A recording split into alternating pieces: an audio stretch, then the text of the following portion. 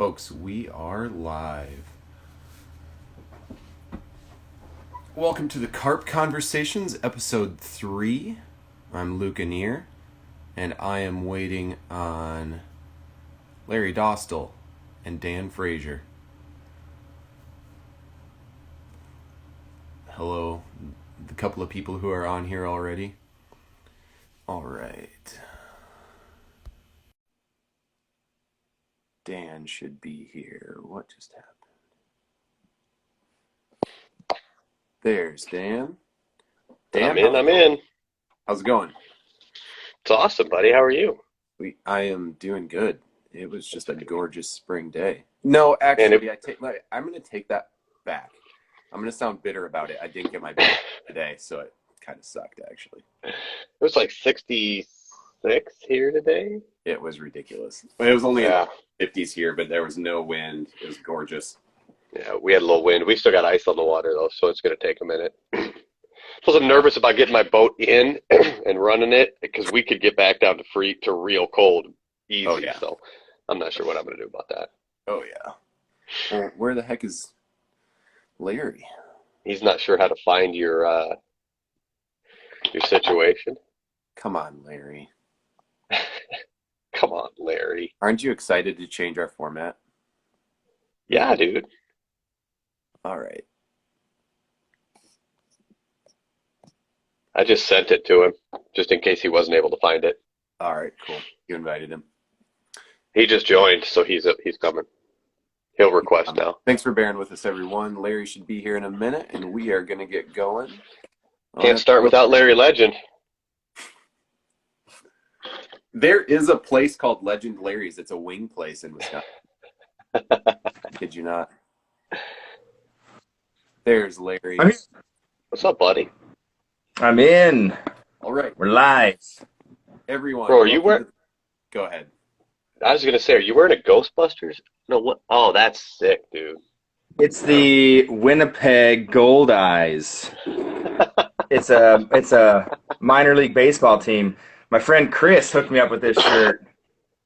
They played the Salt Dogs in Lincoln, Nebraska, and he's like, "Oh man, this team is so cool." So he's like, "Dude, what size shirt you got?" I'm like, XL, sure."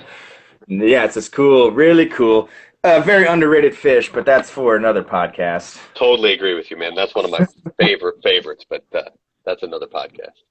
Yeah, the prairie tarpon. All right, everyone. Welcome to the third episode of the Carp Conversations. I've got Dan Frasier here with me. We've done introductions in the past. Dan's a carp legend, author, generally good guy. Got Larry Dostal from Nebraska, Cornhusker fly fisher, carp angler, carp guide. And we are going to talk about gear tonight. So we're going to kind of keep it to the nuclear gear. But we're going to save some time at the end to talk about kind of any other gear related to carp that you guys want to talk about. And if there is specific gear that you want to talk about, put it in the comments, questions, and we'll make sure that we get to it. So, I'm going to read my monologue now. This is going to be good. I'm turning this into a late night show. I'm going to have a monologue. Are you doing a top 10 list or... I'm not going to try to impersonate anyone here. Okay. Top 10 list is not a bad idea. All right, so we're going to talk about a general range of setups that you would use for carp tonight, and then we'll get a bit more specific as we talk about it. Talking about the situations you would use certain setups in. First, we'll talk rods. Then we're going to talk lines. And then finally, we'll talk reels. And then, like I said, we'll save some time at the end. Oh, Ellie has got a great one. Best sun hat. Yes, that's legit a good question. That is legit. So we'll talk about reels, and then we'll talk about miscellaneous. So that could be nets, sun hats, anything else you guys want to talk about. First, we're going to talk about rods. And I'm getting distracted in my monologue here. But, back in the day, they used to talk about what rod or what line a rod threw. We kind of talk about rods a little bit backwards these days. Like we call a rod at 8-weight. It used to be you'd say it through an 8-weight line. But the reason I want to talk about it in terms of that tonight is The rods are as much a fish fighting tool as they are a delivery, like a line delivery mechanism. So I think it's important to start with a rod because it's so important for fighting the fish. And then lines play a huge role in delivering a fly to a carp. And so that's why we're going to get to that second. And then we'll get to reels third, not to minimize their importance, but just to kind of especially talk delivery and presentation and handling of fish. So I'm All right, glad guys. you mentioned that. So glad you mentioned the line that the rod throws, because I think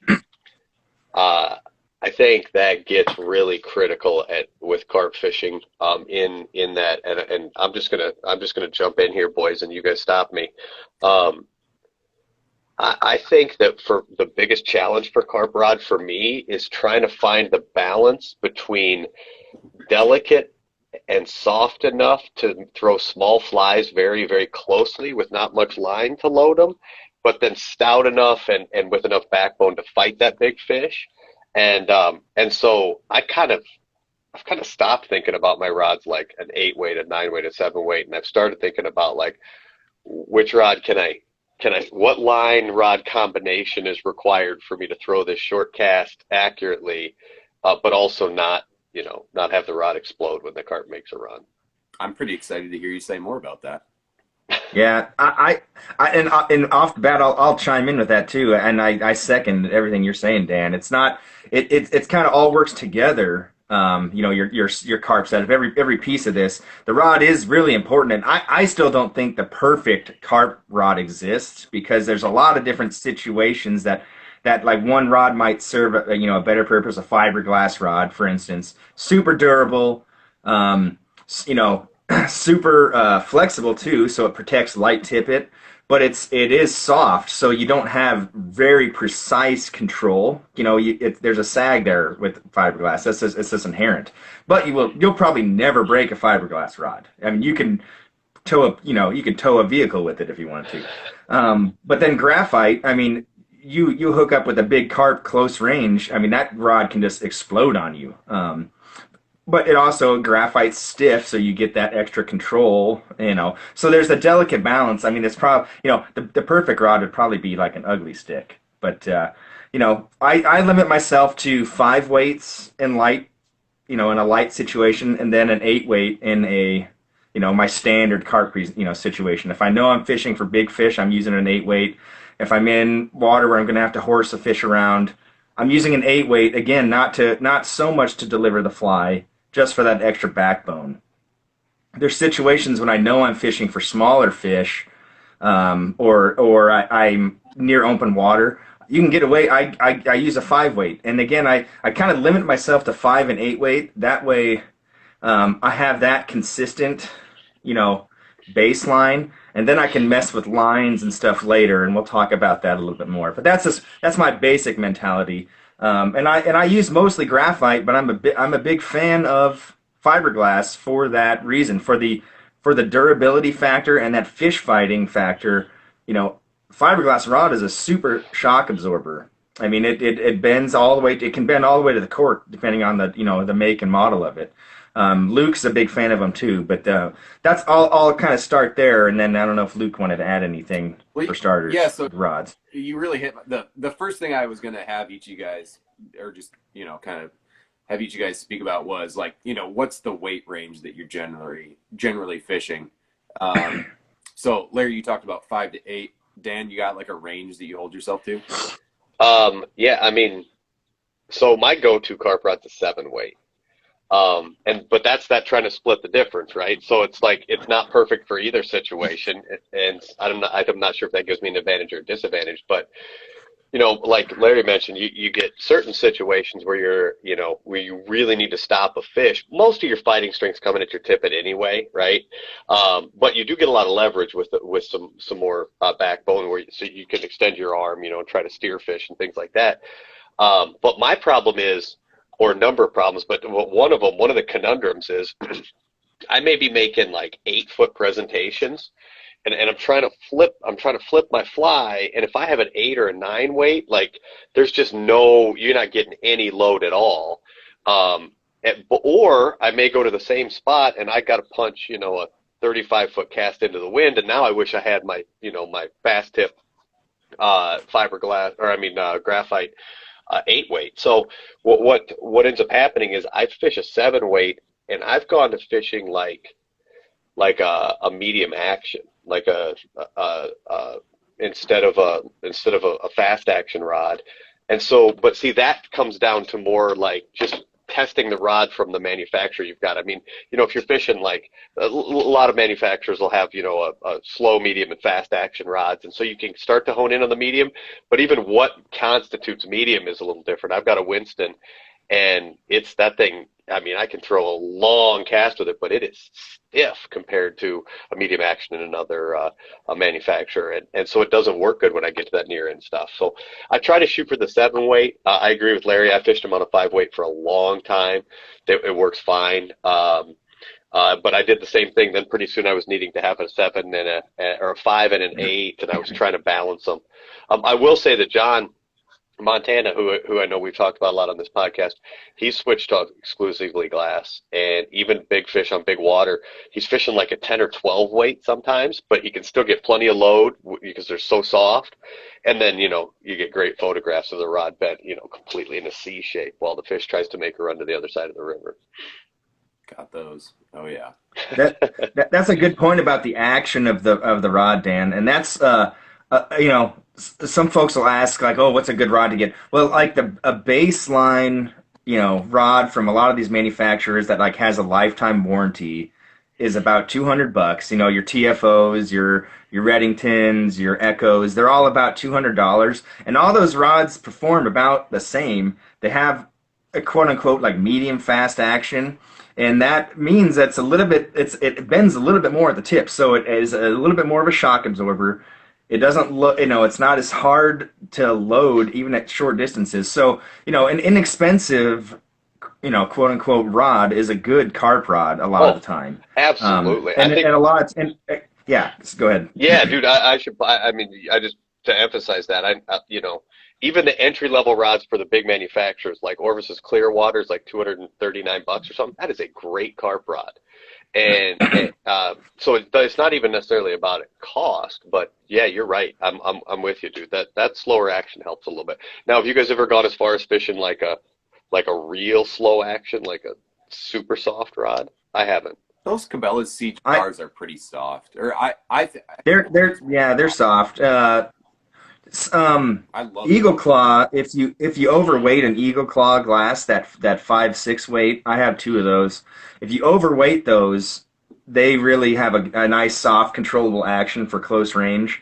They're a little heavy. That's one of the trade-offs with a high end fast action rod from a lot of manufacturers. They're light, which is nice.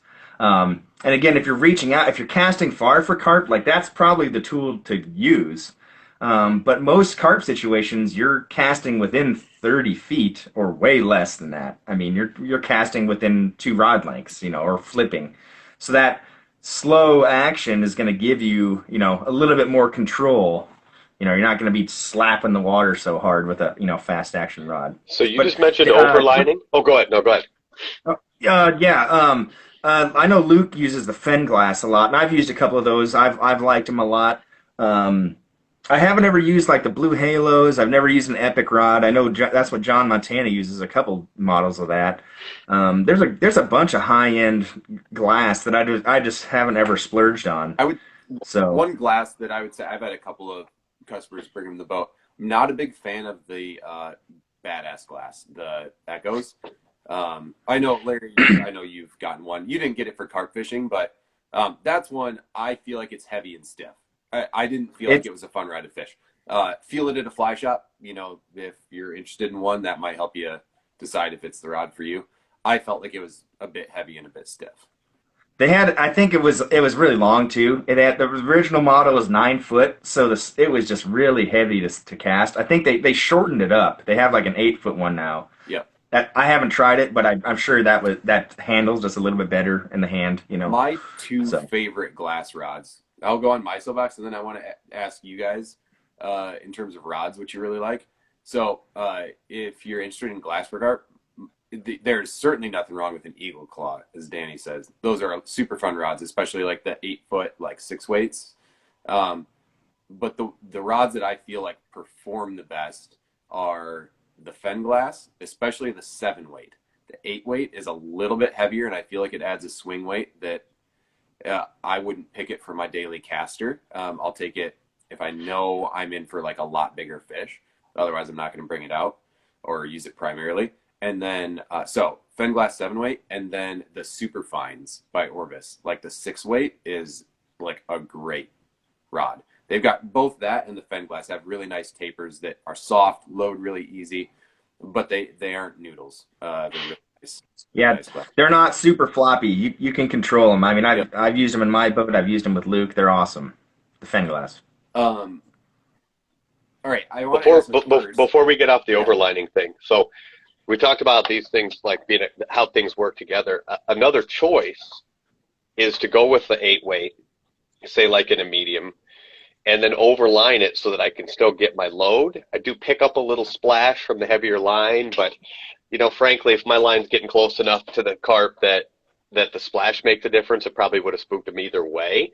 But you can also, there's a lot of ways to solve the problem. One way is get something softer like fiberglass or something that's medium or slower action or whatever. But the other way to solve the problem is to recognize that a 7 weight is not a 7 weight or an 8 weight is not an 8 weight rod. It's just that's kind of the target line it's intended, and you can go a size up and get that extra load on those short casts.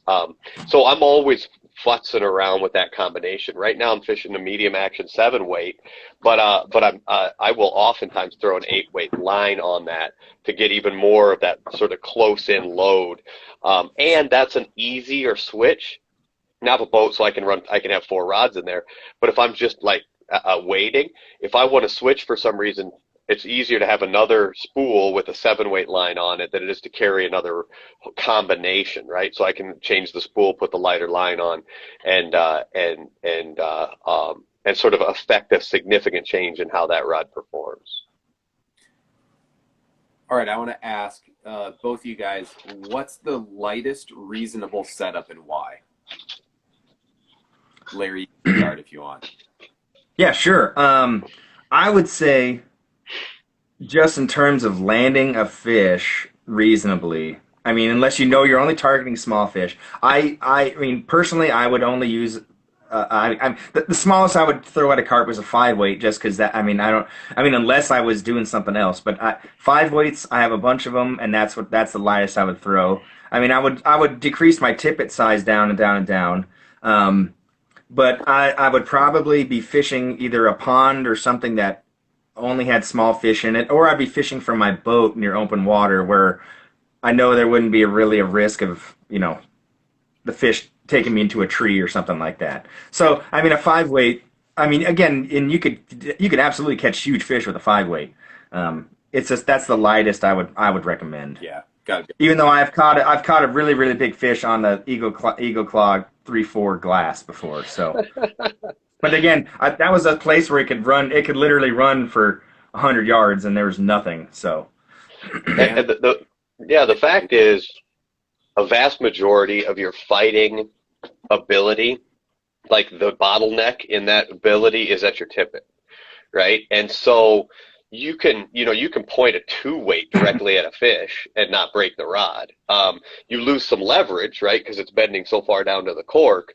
And so you can go as small as you want. I mean, I know I've seen Nautilus testing their reels by catching sailfish on a 2 weight rod, right? With a big heavy Nautilus reel on it. And so it's all possible, but to be reasonably to have some reasonable amount of control of the fish and some leverage from your rod and some reach. I think Larry's right. I think a 5 weight's right there. I think you can catch giant carp on a 5 weight too, if you've got open water to let them run. And you're not having to do a significant amount of steering them, or trying to work them out of stuff where you could use some leverage. Larry and I together on McConaughey did some super combat fishing, right? Where they were small fish, but you couldn't let them move an inch. And that needed you needed some backbone in your rod for that. So, but anyway, I'm not answering the question. The answer is I'm with Larry. I think a 5 weight is probably your best bet in terms of that smallest you can go, especially in smaller bodies of water or in large, wide open bodies of water where you can just let them run, follow them or whatever. Um, and then the vast majority of your fighting strength is going to come down to, do I have 30-pound straight mono on, or do I have a 5x tippet, right? That's really where your pull strength comes down to. And if you think about it, man, you think about, like, let's say you have 10-pound tippet, 10-pound test tippet. If you took and tied your tippet to a 10-pound weight, and you put it on a 5-weight rod, and then you tried to lift the weight up, like, yeah, you're gonna. So it's all about how. I mean, a lot of it is about what is the strength on the end of that thing, not so much what's going on with your rod. Yeah. Yeah. I got one more question before I want to move out of rods, and then we'll have to kind of move things along fairly concisely. But so I just really want to know what your favorite carp setup is. Dan, why don't you just keep going? What is your favorite carp setup in terms of? Actually, you know what? Hold on. Let's save this one till the very end, and then we can bring it all together. Let's do that. That's good. That's good. Let me back this up, though, because there's one thing I want to say about after we talk about the lighter reels. We're going to get somebody who says you want to land a fish fast, right? Keep them fresh, and that's really true on fish that require significant amounts of oxygen. Trout, your muskie, and right, stuff like that. Right. They require a significant amount of oxygen. They have a lot of lactic acid build up quickly. They need cool water. They're oftentimes not in water that is it's heavily oxygenated, but it's right at where they need it to be. It doesn't provide a lot of cushion. With a carp and the way they process lactic acid and oxygen, you can throw a carp in the back of a pickup, drive 3 miles down the road, put him in a water body, and have him swim away fine.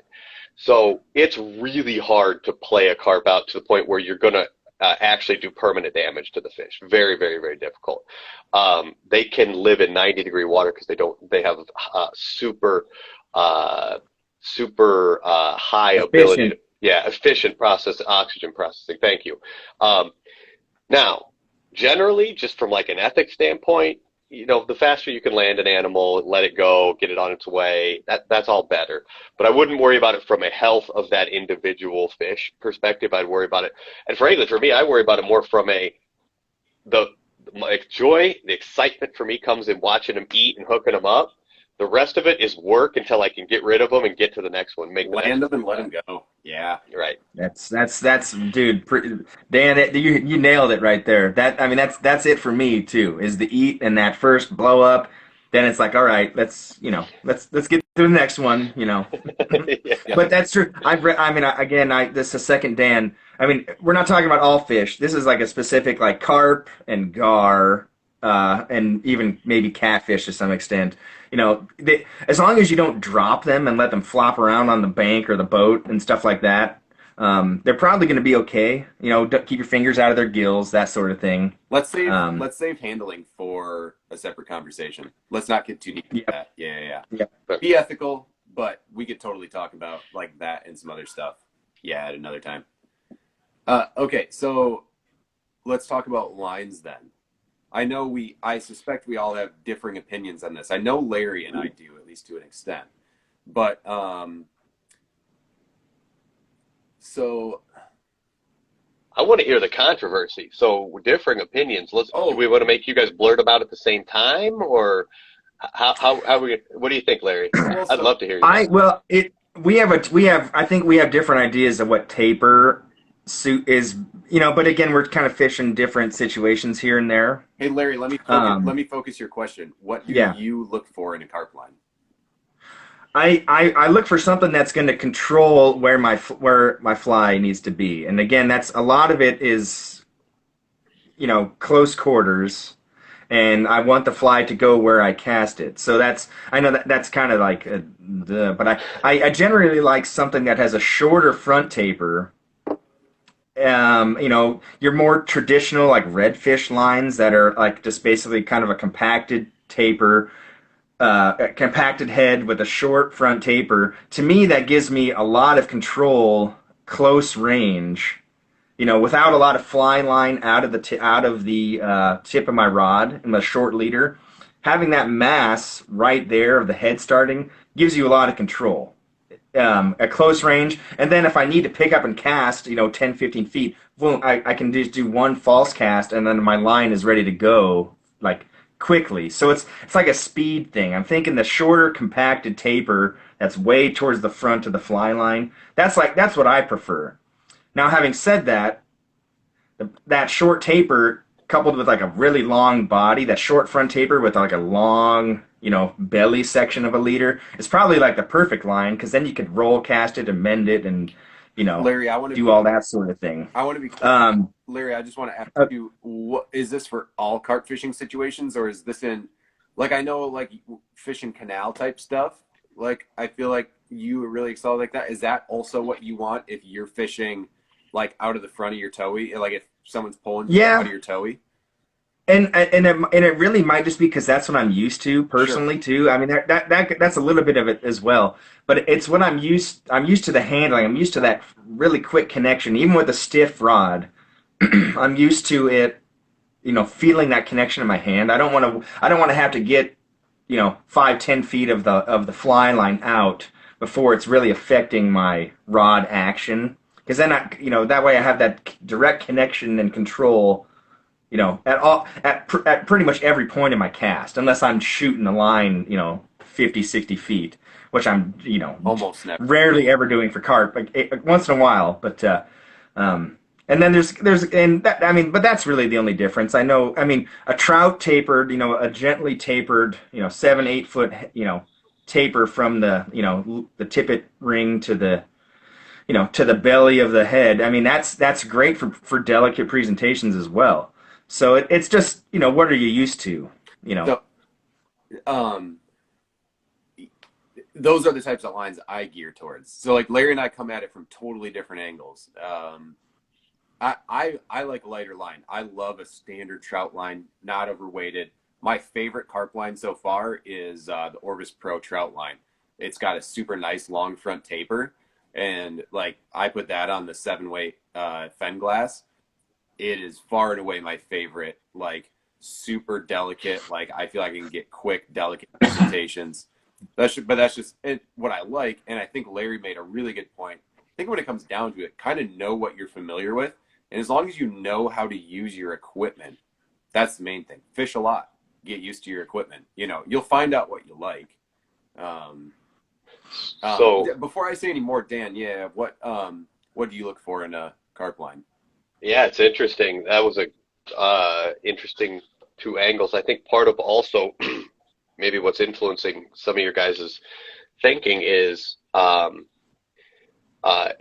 temperature. So I'm fishing a redfish line, just like Larry, in the heat of the summer.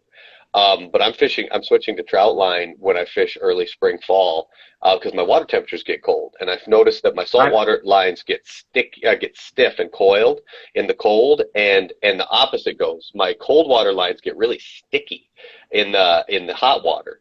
And so it's funny because I haven't spent nearly as much time thinking about front taper as you guys, and I obviously should have.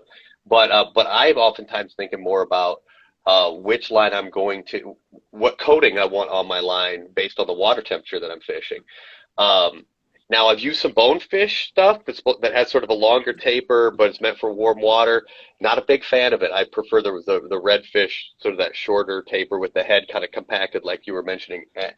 Now, I mean, I could see an argument for wanting to limit your splash in super calm water and not wanting to throw that big heavy head on them. But it just hasn't seemed to be a bigger issue for me. But yeah, so that's actually what causes me to switch lines more often than anything else. Yeah. Is am I fishing for carp in 45-degree water or 80-degree water? One thing I think that companies really need to do more of is make trout tapers for warm water. And I guess maybe they're doing that, and I'm like completely oblivious, but doesn't seem like they're really marketed like that. If it's a warm water taper, it's often bigger. Yeah, it's like a big bass taper or something. Batter, maybe some of the bonefish, maybe some of the more delicate bonefish tapers. I don't know. I haven't looked that deeply into it. Yeah, I need to That's revisit stuff.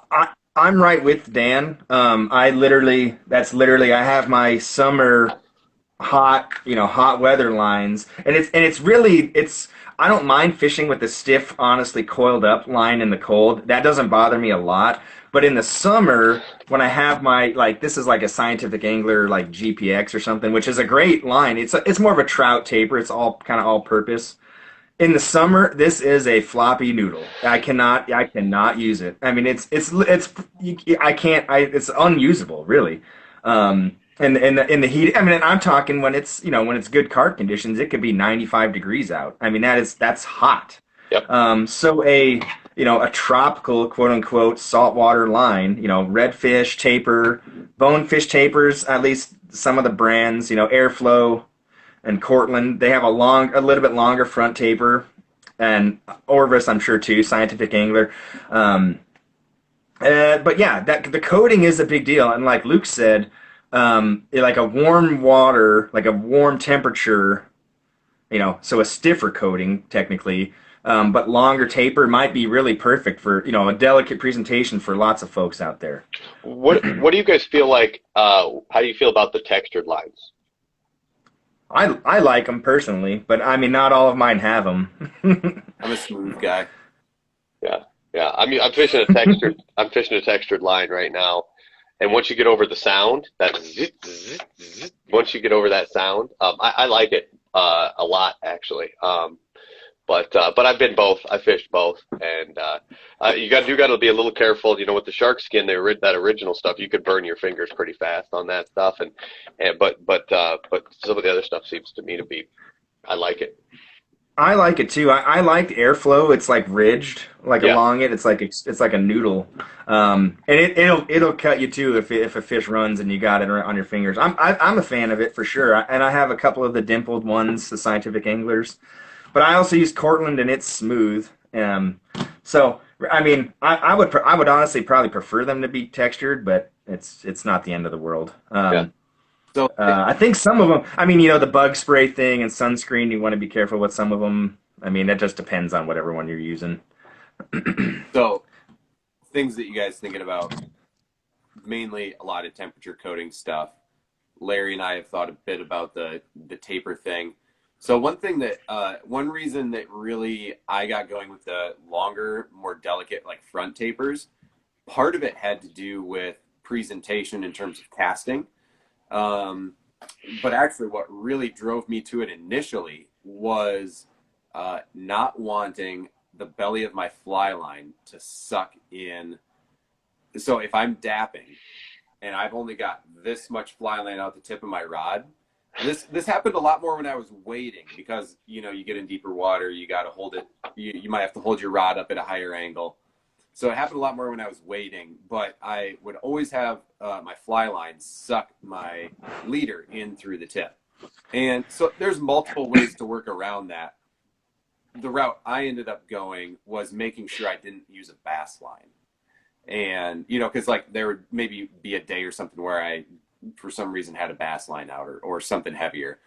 So the things that I ended up gravitating to were shorter leaders and lighter lines, the standard weighted lines. And I found that's what gave me the ability to be able to dap up close, not have to worry about line pulling leader in through the tip of the rod, while still being able to like get out line fairly quickly as long as you got a little bit, of line out ready to go.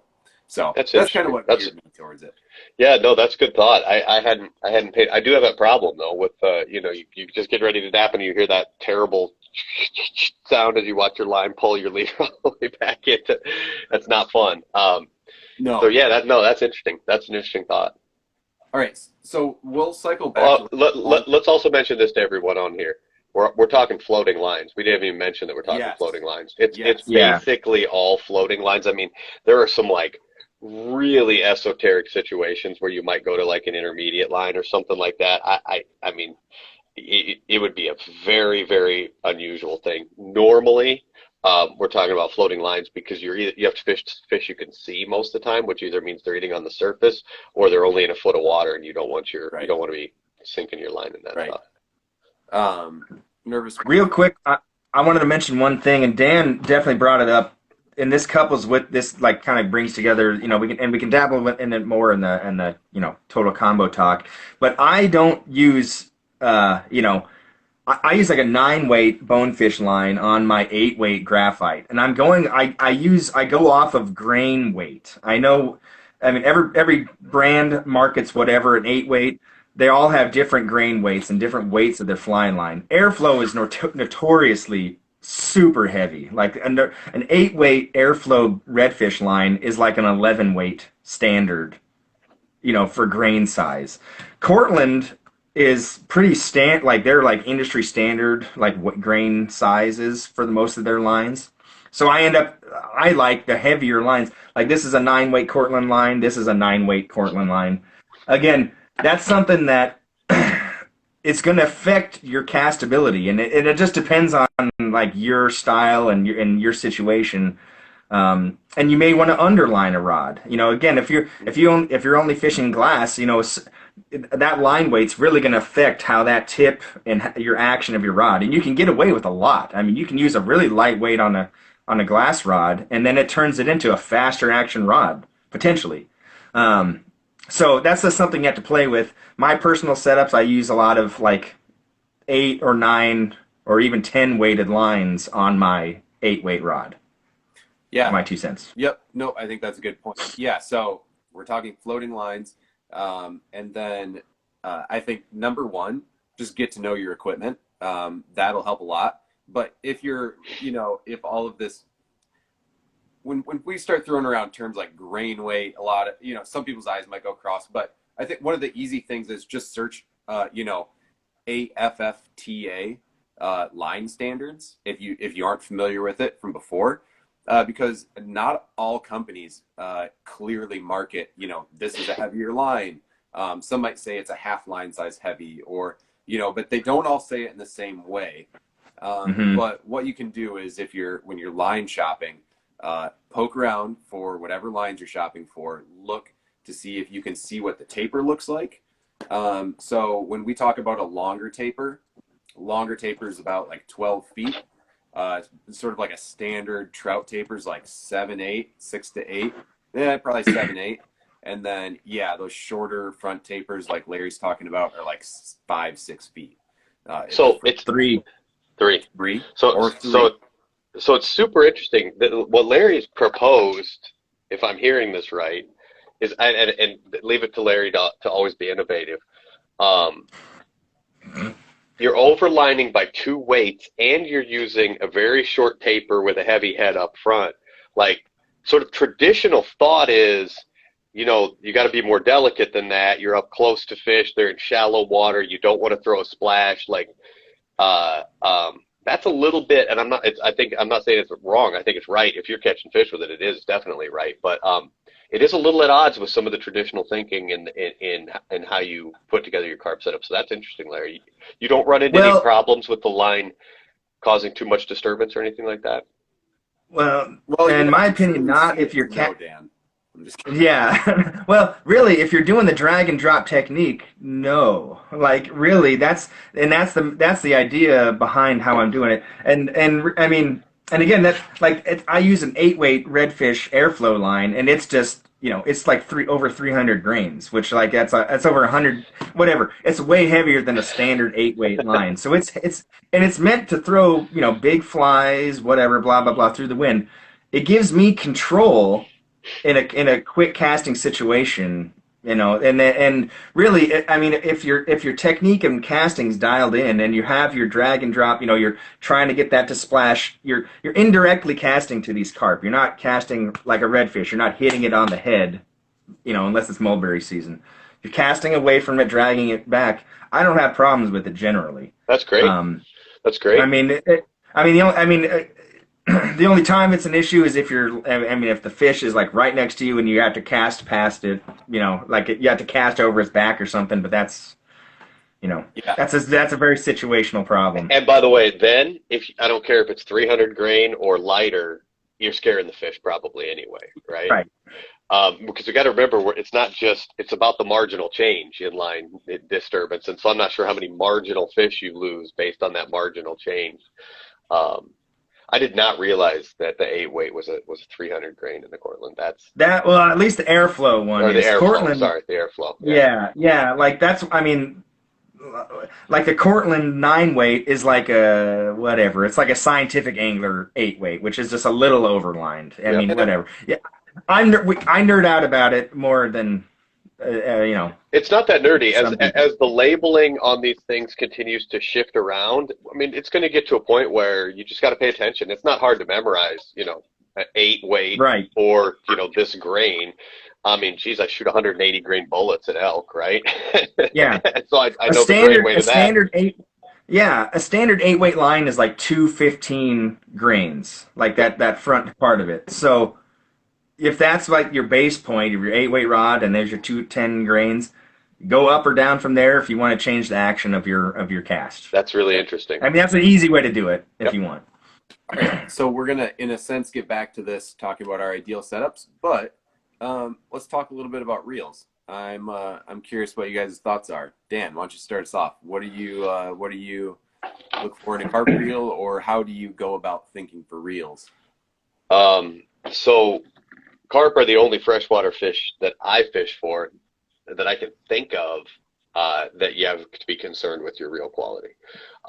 Maybe, I mean, if we call steelhead freshwater fish, you certainly would have to be there. But for the most part, I've caught muskie and big pike and all kinds of stuff, and you get a lot of forgiveness on your reels. But with carp, I personally have to think about it. There's a few things that I really pay attention to. First of all, I want a sealed drag, and I'll show you what a sealed drag looks like. This is that El Jefe that Trevor Tanner's 3D printing right now, and he's got a sealed drag system in here. So when you're talking about a sealed drag, it's not a click and pull. You can't see the gears and the little levers that make it go tick tick tick tick and that you tighten down. This thing's completely sealed. There's a few reasons you want that sealed drag, I think, and you guys correct me when I'm wrong here. If it's a saltwater, traditionally that's a saltwater thing, is have a sealed drag, and that's a lot of it's to keep salt out. I'm in a lot of sand and muck and all kinds of stuff that I also need to keep out of my reels. But secondly, those sealed drags with their bearings, or like my T-bore has basically a lever and a sponge, an oiled sponge on a disc, right? So it's like a disc brake, it squeezes it. I get a really, really smooth takeoff. So it's not jerky. It doesn't go, the line comes off smooth. I have a very consistent pull drag on it. And I can put a ton of drag force without having to worry about breaking the drag, overheating the gears, or anything like that. So that's my number one I'm thinking about, is what kind of drag system am I using? Yeah, and then I got more, but Larry, I'd like to hear what you think about drag. Am I overkill here? Can we just use click and paw and call it a day? No, I don't think so. I think click and pause is inadequate for carp. I mean, in most situations. I mean, even if they're not running, 50 feet, that run can overpower click and paw. I've had it. I've used the Fluger medalists just because I've had them. They're great reels for literally everything else in freshwater, but carp just have that burst of speed that can overtake a drag. So I mean, my drag's not set super tight. It's just set tight enough that most of my reels have an exposed thing. I can palm it and drag it in, and slow it down. But yeah, a smooth, sealed drag is nice. For carp, I don't think they have to be sealed. I mean, if you're going to invest in a nice reel, it's not going to hurt, because at some point you maybe go fishing saltwater, and that's going to be nice to not have to worry about. But as long as it's smooth, and it doesn't have that, jerk line off it fast and see what happens. If it just goes nice and smooth, you're probably in good shape. I like a big, tall, big, tall diameter spool that lets you reel faster. And then, durability is a nice thing. I mean, especially if you're fishing on the banks and climbing up, canals and all that sort of thing, you're probably going to bash that reel on a rock or something. So, I mean, I've used plenty, and I still have a couple graphite, inexpensive reels, just because I like to switch lines a lot, so I have a lot of different reels. But it is a liability. I mean, you smack this on a rock, it could break. A little bit easier than a machined aluminum one. I know the Tibor. Yep. Yeah, they're like bulletproof, aren't they? Aren't those Yeah. like super overbuilt heavy? I mean, you probably can't go wrong with that. You're paying a pretty penny for one of those. Inexpensive aluminum reels can bend and flex, and then it's all out of whack. Once you start bending your spool, you might as well just get a new one, because it's messed up. So a little bit high, the higher end quote unquote reels, they're probably a little bit stiff, probably a little bit thicker material, a little bit thicker machining, a little bit, tolerances are maybe a little bit better. Check out Trevor Tanner's reels; they're pretty cool. Yep. I mean, they're big diameter. They hold a lot of line. Yeah. 3D printed. They float too, which is cool. Yeah, they're not. But they're durability's. Yeah, durability's. That's a big key to me. Yep. I mean, you want it to bounce off something and still live. 100%. 100%. I saw Nervous Waterflies decided he's going to only tenkara fish for carp, so he doesn't need a reel. I'm sure that'll work out great. You have to get one of those. You have to get one of those giant fiberglass like whooping stick things. You can probably do it. One of those huge crappie cane poles, those like 20 footers. Yes. Didn't the Beaver Island guys put tenkara to the test with carp up there a couple of years ago? I've seen a few people do some of that tenkara stuff, and it can work. It can work. Yeah, it can work. Yeah. So, basically, we're kind of saying reels do matter. You can get away with a cheap reel. I know Larry and our buddy Carson have both done some, pretty cheap reels, and, you could totally make them work. Part of it's just a question of, how nice is something do you want? Do you want to end up palming the reel quite a bit, or do you want to be able to truly rely on your drag?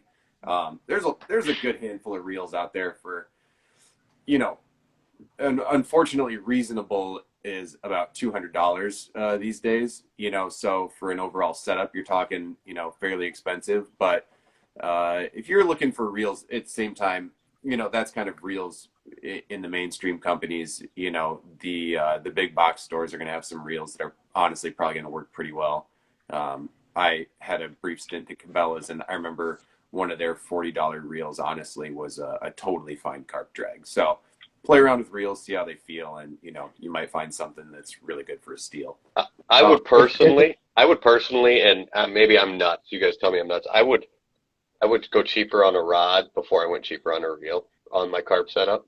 I seem to keep reels around till the end of time, and I go through rods relatively quickly, and so I don't that's just me, but I also have a real real problem. So. I don't know. I mean I would. I don't have a lot of name brand reels. I'll just say that right off the bat. There's truth, mask off. Reels is where I skimp on my setups. It really is. I spend a lot. I spend money on lines. I don't spend a ton on rods. I go kind of mid-grade rods. Reels, I haven't invested in nice reels because the price point just seems ridiculous to me. So yeah. I just haven't. There certainly is that. That's out there. There are definitely ridiculous price points. I totally agree with you there. That's for sure. But a nice Nautilus or a Tibor, I mean, if I could get a deal on one, I would definitely, I'd use those and I'd put their logo on my boat. Totally. So,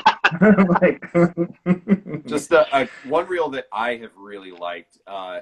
It's mid-low price, but the Bat and Kill disc that Orvis does, honestly, I would buy one of those over the new Hydroses probably any day. That's a reel with a totally fine drag. I've had them for 3-4 years, or since they've been out. Have not. They're not flimsy. They're not a flimsy reel. They're nice. If I was going to spend money on one, that's the one I would spend good coin on. Yep. Really. In terms of just a pretty well made reel, they're mid arbor. That's, I would say, maybe their only downside, but that is just if you don't want to think too hard about a reel and you don't want to spend too much money, but you've got enough to spend, on a decent one, that's a pretty solid one to go with. I wish the Fluger Medalist, they have the old school Fluger Medalist, and it's not astronomically priced. It's solid metal. I wish they made a disc drag version of it. I know everybody likes the old school clicker, and now it's in this. It would be in the same boat of that Orvis rod reel. And I mean, Nervous Water anyway. Flies has a good point. The Lamson, and they've like got that you can buy a reel and 2 more spools as a package for like a steal.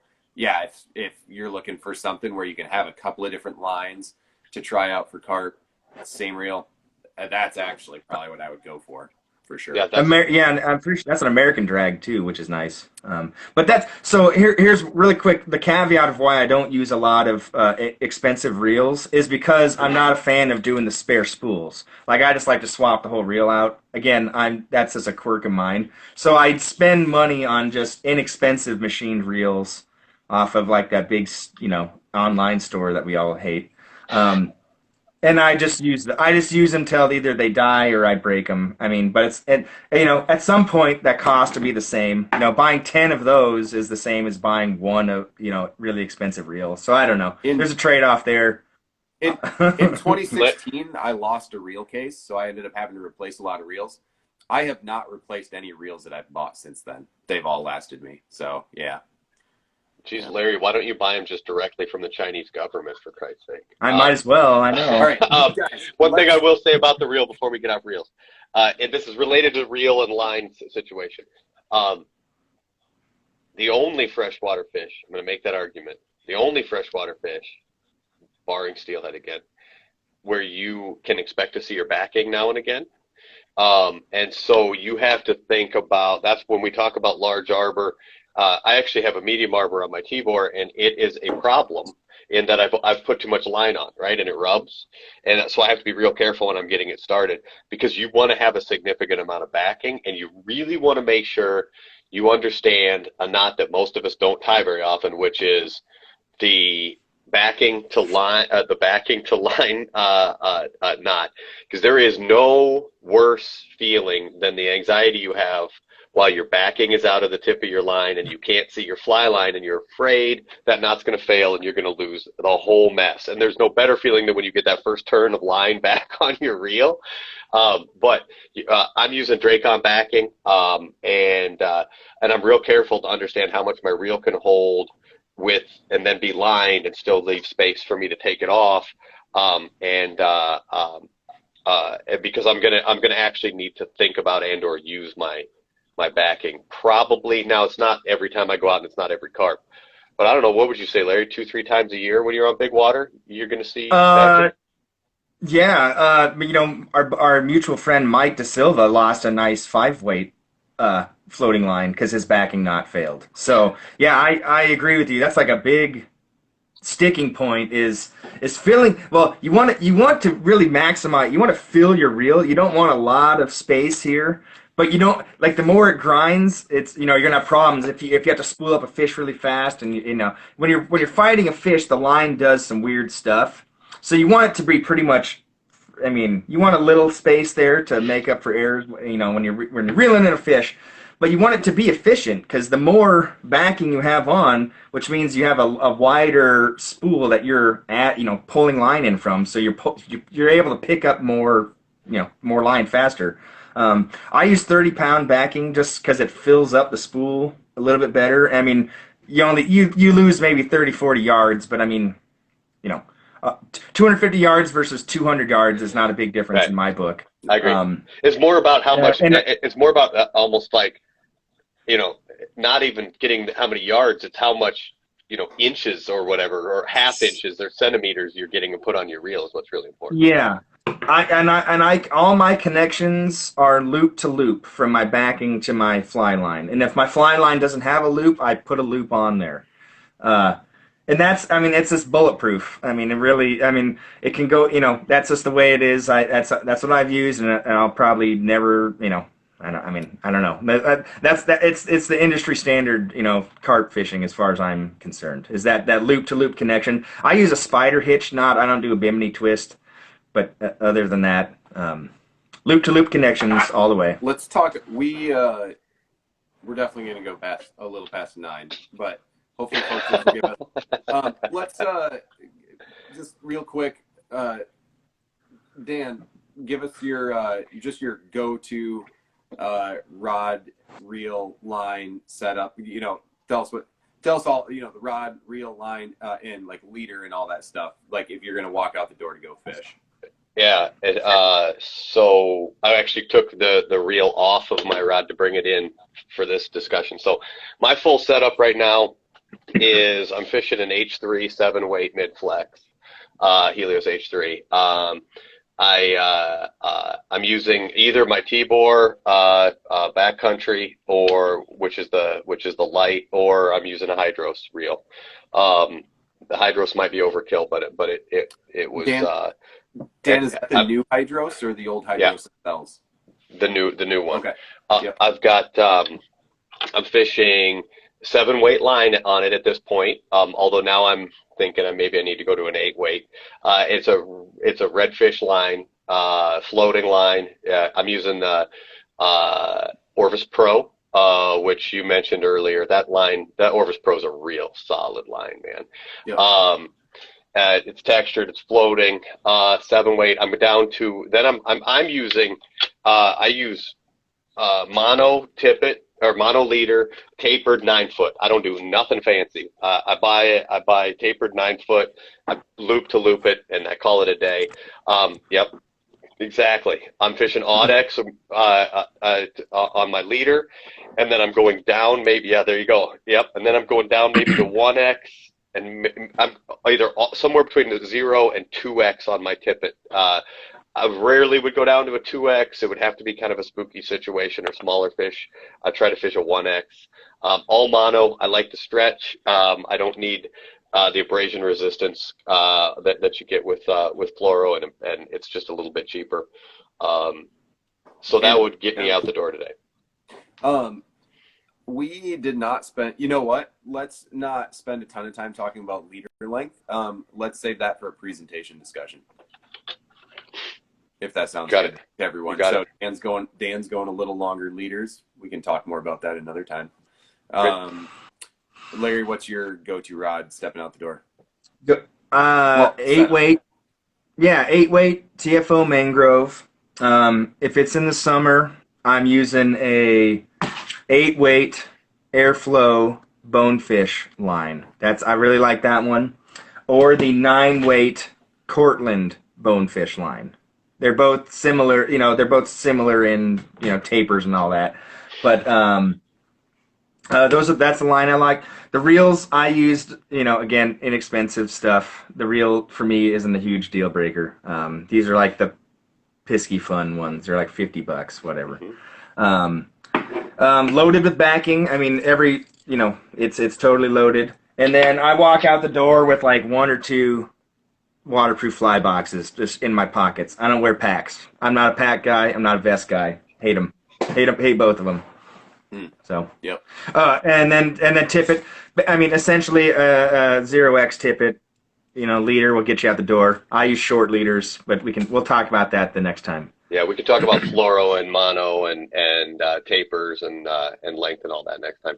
But although I will say, I can't believe you'd throw that I don't wear pack controversy just right here at the end. I can't believe you just drop a bomb like that and then we're gonna hang out. I know. Well, I mean that's part of the gear discussion. Yeah. Well, yeah. If I know I'm going carp fishing, I don't need a whole ton of flies if I'm wading fishing. So I got my grass carp box and I got my carp box in my pockets. I'm going. Yep. Lean and mean. Yep. Like holsters, dude. Like quick draw holsters on each hip. Worms. So it's got 2 sides on it. I mean, look at all those flies. I'd be remiss if I didn't answer my own question and just throw my 2 cents in there. But the setup, I leave setup all summer, and if it's the only one I bring in the boat, it's going to be the Fenglass 7-weight. I just can't say how much I love that rod. If I'm grabbing a graphite rod, I love the 7-weight Pro 2 series by TFO. Just a moderate action, just like totally great, graphite rod. But It's perfect carp rod, really. I mean, it works really well for yep, carp. It does. Caught a lot yep. on that rod. But yeah, so I'm grabbing the Fenglass 7-weight. I love that one. It's 8'3". I don't know, kind of neither here nor there. We didn't really even talk about rod length as a factor. We didn't at all. My long story short is, I think again, know your equipment. There are pros and cons to having a longer reach. I have no problems with an 8'3" weight. And then I love the Orbis Pro 2 or the Orbis Pro trout line on there. It just works for me. And then the reel that I have been fishing for a long time now that I love, if it's me and I'm fishing my own setup, is the old Sage 2080. It is just a great reel. I've never had it fail me. Fantastic drag. Easy drag knob to hold on to. That's another thing actually we didn't talk about is when you're shopping around for a reel and you're considering drag, like feel how easy it is to hold the drag knob. You know, for instance, that was the one thing that I hated about the old Hydros reels is it had just a terrible drag knob, or I did not like the drag knob. But so that's what I love that reel, the Sage 2080. In terms of a reel that you can still buy places other than eBay, you know, like I think it would probably be the bat and kill disc. So 7-weight trout line on a bat and kill disc, or the Sage 2080 with a glass rod. So that's what I'm fishing. Should we talk about miscellaneous gear? I think there's a couple things to mention. I would say first off, you know, I don't wear a pack. That's the first thing. But no, a big thing is a net. In my opinion, that's one of the reasons I don't like to carry a whole lot of stuff is because I'm usually carrying a big net. Yep. It's kind of counterintuitive, but the places, you know, especially from shore. A boat's a whole different story. A boat can fit all of the gear you need and more than you ever need. A wading angler, a shore walking angler. A big net, depending on where you're fishing. If you're fishing a golf course pond, you might not even need a net because you can get right down to the water and, you know, unhook the fish easily or pick it up, whatever. If you're fishing man-made, you know, canals that have really steep banks or something like that, a net lets you get that fish in close and handle it without it flopping around on the shore and then hurting its, you know, damaging the fish, hurting the fish physically, you know, bashing its head on a rock or something, taking its slime coat completely off. A net lets you control fish, and you want a net with a big bag in it, and a big bag net is usually a big framed net. Mine, I like ones that can double as a walking stick a little bit. Wow. I got this one a couple years ago. Larry, don't take long because Ellie wants to hear about hats, okay? Rhino net guy out of LA. And this thing is a tank, man. And I put my own bag on it just because I like the extra deep bag. And this is just the standard, like kind of his standard, like big size. But it's a perfect walking stick size. If I need to, I can put it in my belt like a, you know, saber, like it's a sword. But I'm a proponent of a big net. That's just me. What about the foldable? What about the foldable nets? I haven't messed with them a whole lot. I mean, I have one for my boat, just to keep it so it can get out of the way. Like that folds down and the whole thing collapses? Yeah, no, I don't have one. I used to have one of those, and every time I tried to use the flip it out, you know, feature of it, it would never work right. Like, in theory, it would be cool if I could, you know, like a switchblade, whip it out, but it never really worked well for me for that purpose. So that's what I use, by the way, is I use a fold-out one, and I keep it, so I do wear a pack, and then I keep it in my belt, folded over and collapse down. But I do have the problem you just spoke of, which is I'm fighting a fish, and I take it out, and, you know, I wish I could say I was like, but instead I'm like, I do have to, like, hook it on my leg and pop it open, right, and slide it out, right? It gets a little goofy that way. You can't pick a fish up with it. Like, it's not a stabbing net, and it's not a lifting net. but it's got a big deep bag. I can get under it and I can lift up, and then the fish is at least contained. But I'm covering, so and I know Larry, you do too. I cover a lot of miles. So I've gone the opposite direction of Larry a little bit, whereas he's like shed everything but the big net and used it as a walking stick. I still have all the other shit, so I got to get rid of the big net becomes a problem. I don't have enough hands in places. Now on my boat net's a little different. I've got like a bigger net with an extending handle, and that lives on the boat. And that's easy. But I think just like we mentioned how there's no such thing as the perfect carp rod. I don't think there's a perfect carp net yet in place. I think the Rhino net guy's gotten close if you're doing it the way Larry's doing it. But deep bag, big, but portable in some way because we're wading a lot of water. It's a difficult combination. So I end up with a guide net or, behind my back with a big thing or my foldable net over my, on my sort of sling belt. And, it's a challenge. I think this spring I'm actually going to do 2 nets consistently. So I've got a lot of the time I like a not super deep bag because it's easier to get fish out of. It just annoys me having to fumble around trying to get fish out of a deep bag sometimes. When a lot of the time for me it doesn't matter. But when you got those big fish, it can be a pain in the butt, and you really are going to want a deeper bag. So this spring, I'm going to screw around a little bit, carrying 2 nets. I've got room in the boat. I don't think they're both pretty streamlined. And so I'm going to toy around a little bit with that because there's a time and place for both. So Grass carp are long. I half the time I'm fishing for grass carp, so they're typically a little bit longer, so that deeper bag just helps. In a lot, again, there's some lakes I fish that a small, honestly, a trout net would probably be just fine. But again, kind of depends. You definitely want it to be either rubberized or, solid rubber, because, a carp's spine and its fins can poke through, the nylon webbing and get caught in there. Their spine is barbed, so you do want to avoid old school, nylon rope nets. Yep. They need to be. Yeah. Yes. There's also a big problem with the, you can go with the smaller net or the shallower bag when you're expecting, not to catch any monsters.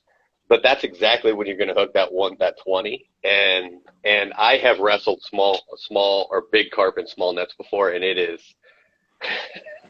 it's a goat rodeo because that's how you break a rod, man. Yeah, exactly. Yeah. You're jumping in. Dan's right. Yeah. That's Mike DeSilva. That's how he broke his 8-weight. So, yeah. Dan, Yeah. you got to go. No, I need if we're doing a how do we stay out of the sun show, I got to come in and grab it. Let me go get my hat too. I have a bigger hat than yours, Luke. Better. Larry, we're talking stuff you would actually use, okay? Nice. All right, so this is my sun hat. I actually have not used this one yet because I have done, well, this is, I think, technically straw, but it's a different weaving. It's like palm leaf style instead of like the woven. So this is more stitched. I especially used to do ball hat with a buff. That's what I used to do more. Not to sound too soft, but I think I found the humidity of having a buff up all the time was not good for my skin. I ended up having some like skin issues, like just weirdness going on. And so what I have gravitated towards now is just bringing my own shade with me with a sun hat. Does it look a bit doofier? Yep, it does. But honestly, I get better airflow and I'm in the shade. And I also can be prone to headaches during the day if I am in the sun a ton, which are carp fishing, because you're just not moving, you're just standing there. So, I've gravitated towards a sun hat. These Sims ones seem pretty decent, so I'm gonna give them a go this year and find out how they are. Well, I can't find my really big one. I have a big synthetic one, so I'll go with the straw hat like Luke had. It's nice too. That's a good one. I do have a straw one. Okay. I do have a straw one. I cannot stand wearing a big straw hat. And I don't, I struggle with it blowing off in the wind. I just can't do it. So I am a buff fanatic.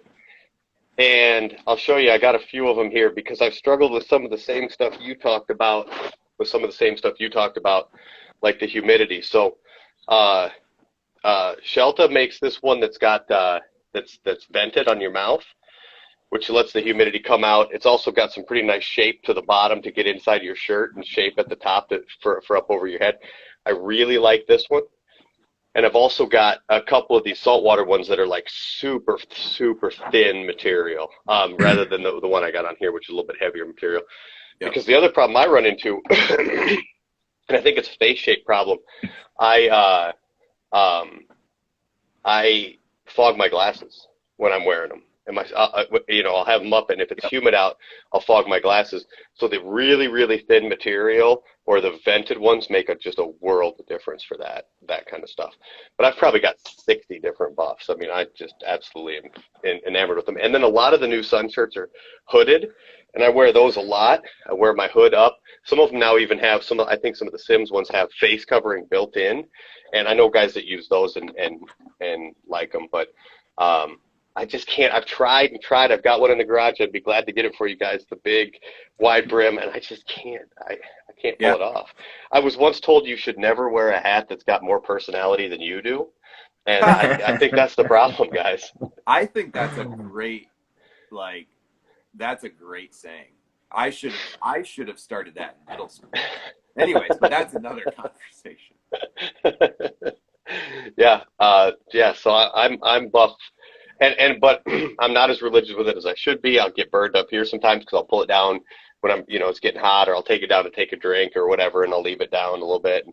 Gotta be careful. You gotta watch your nose. I mean, that's the first part that's gonna go bad if it gets sunburned a bunch. So I know. Cover it up with a buff. Yeah. Yeah. I wear a buff under. No matter how big a hat I'm wearing, I usually have a buff too. And I'm not the biggest fan of them. They fog up on me, but they keep the sun off and they keep the bugs off too, which is important. Yeah. Ellie, you just mentioned that Duluth makes one with a buff in it, a sun shirt with a buff in it. I'm gonna have to check it out because those I am definitely a fan of. And sun shirts all around, it's a world of difference. Like, it is really hot out there, and you're gonna be out there for a long time. The most breathable, quick dry. And keeping the sun off you keeps you cooler. I know if you feel, I see guys out fishing sometimes in cutoffs and their shirt off and a buff on, and I'm like, what are you doing keeping the sun off of your chin, but you're burning your back? It keeps you cooler. It keeps your sun off. So loose fitting, breathable sun shirts are just make a world of difference. I agree. I don't like to wear sunscreen a whole lot. I mean, that's one of the things that will add, scent to your fly, and it can, possibly degrade your fly line and stuff like that. So I like to buff, long sleeves in the summer. It sucks when it's hot out. I do like to wear flip-flops on the boat or barefoot, but other than that, head to toe, I wear long pants, most of the time too. I had the worst week of my life following a day on the boat in flip-flops and forgetting to keep my feet covered. And I got the tops of my feet so freaking sunburned, I could barely wear shoes for a week, man. You got to watch out for that. I've started going barefoot. Well, I'll probably be barefoot from here on out, starting in a month. But yeah, I sunscreen now more than I used to as well. Use the back of your hands to put it on, so you don't, or rinse your hands off in the water or whatever. You know what's great for removing it, guys, and now that we've all got it all laying all over the place, is what is the hand sanitizer? Purell. That hand sanitizer takes that grease right off. And then I think if you just give it a second, let it evaporate, and then rinse your hands with water, because you can rub them in the water. Well, sunscreen is supposed to be waterproof, a lot of it, and so it takes a lot of scrubbing to get it off sometimes. Yeah, but really, I mean, that is an important thing. However, you're taking care of sun stuff when you're carp fishing. you're just not moving around in the same way that you do for a lot of other stuff. You're standing still. It's like still hunting, and you're just getting more consistent sun exposure. So that's honestly just a really serious thing to think about. What Oh other yeah, dude. what other things like have we not talked about that you guys don't do without either in the boat or anywhere? Like I was Hook sharpener is a big deal. I mean, if you have flies that you reuse, I mean, make sure your hook is sharp. I mean, that's but carp don't have the strongest and stiffest mouth, but a sharp hook is gonna hook up a lot easier.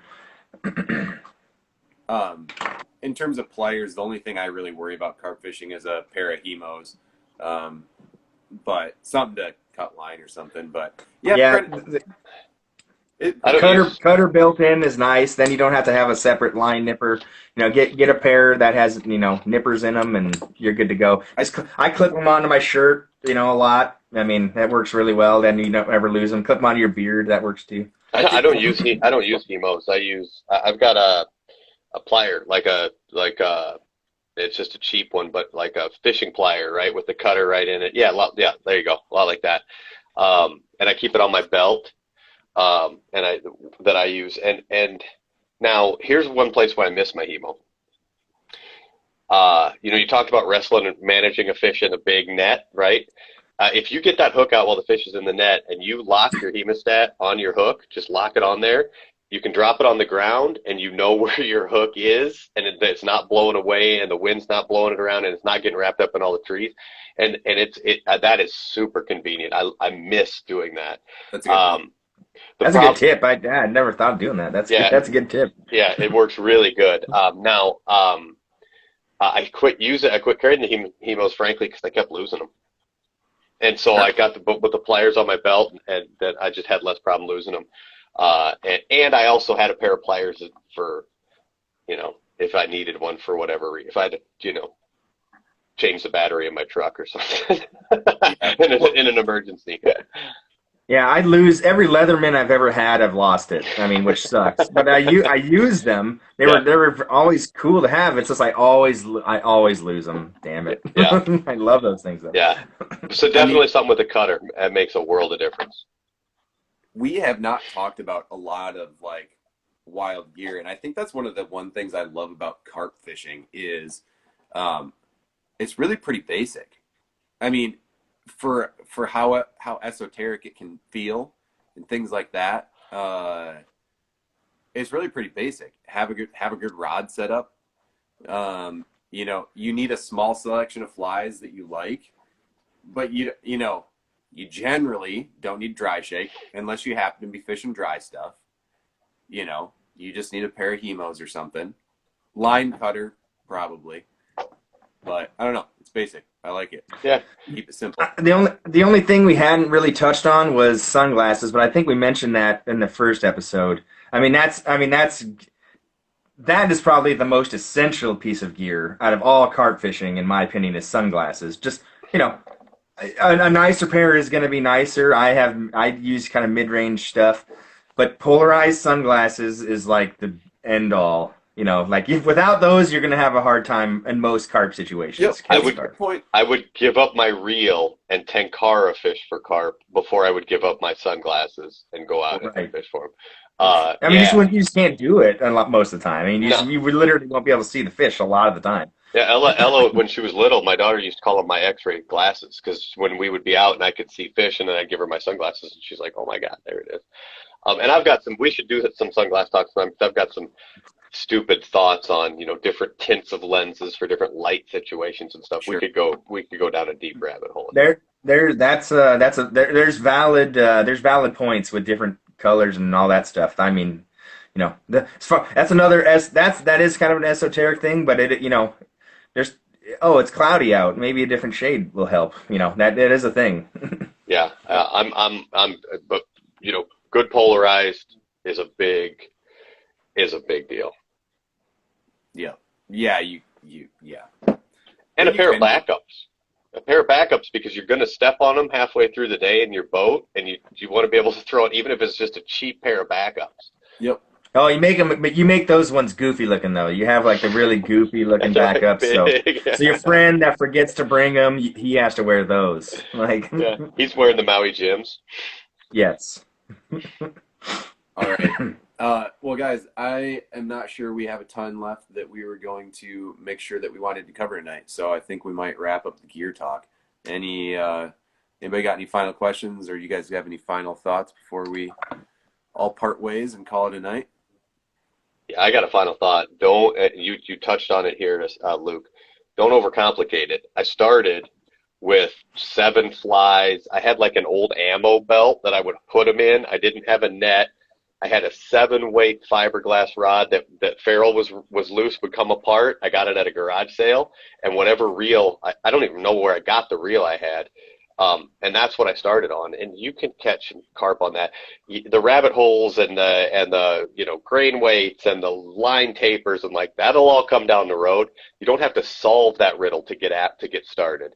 That's a No. riddle that is just part of the fun as you continue to advance. So yeah, keep it simple, start easy, but as you do it more and more and you want to sort of hone in on specific situations or certain techniques or whatever, then start worrying about gear improvements. I would I second that. I mean, go find where fish live. Go scout, places. Go find fish. Learn your casting technique. Get good at casting at short range and casting at active carp. No matter how good a gear you have, you're gonna spook way more carp than you will ever land or ever hook into. So get over that first hurdle of finding fish. Use whatever gear you got. Once you start getting past that hump of knowing how carp act and how they react to your cast and flies and stuff like that, then dial in your gear a little bit from there. That's my 2 cents as well. Yep. Yep. And the last closing thought I will leave us with before we sign off then is take notes from Larry here and Dan. Like when you've got so for instance, like me with my line coming in through the rod tip problem, there's more than one solution to the problem. So it might not be to go buy a new fly line if you don't feel like you can afford a new fly line. Shorten your leader up so you have a little more fly line out the tip. Maybe use a little bit heavier flies and see if you can get away with that.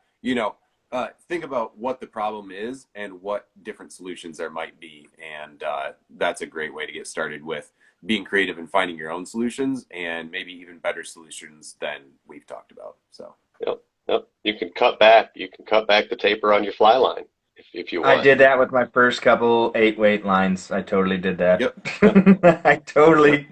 totally shortened the front taper and it worked better. It worked for me Yep. anyway. And I think Luke, I think we were solving the same problem when I did that. So, Oh, for or sure. similar. For sure. Yeah. Anyway. Yep. Yep. So, all right. Well, So guys, one quick thing, Luke. Are you going to mention that? Are you putting these videos up on YouTube or that is something somewhere? yep, great. I should have mentioned that right at the outset. And I can make a post on this. But so these have been available so far. We've been doing Instagram Live, and then they're available as posts on my Instagram account. I have also uploaded the first two to YouTube. The third one will get uploaded to YouTube as well. I am posting them right now to my Freshwater Flats YouTube channel. But one thing that we will all need to talk about is whether or not we'll eventually have a Carp Conversations YouTube channel. Stay tuned. We're talking about changing format here, guys. So these might not be on Instagram Live in the future, but we hope to keep doing them live. And maybe we'll poll you guys to see what your thoughts are on a best way to do this so that it is accessible. One thing that we're concerned about too is having quality audio. We want this to be enjoyable to listen to, so we're considering that as well. Yeah, Yes. if we're gonna have quality audio, Larry's got to get over COVID. I know. Yeah, I know. That is true. Give me a week. I'll be a lot better. Yeah. All right. Yeah. Well, guys, have a great night. Larry, rest up, get better. And yep, thanks, Mike. Thanks to everyone who signed on. These aren't conversations without you, and we love doing them. Take See it y'all. easy, guys. Have See a you good guys. night, everyone.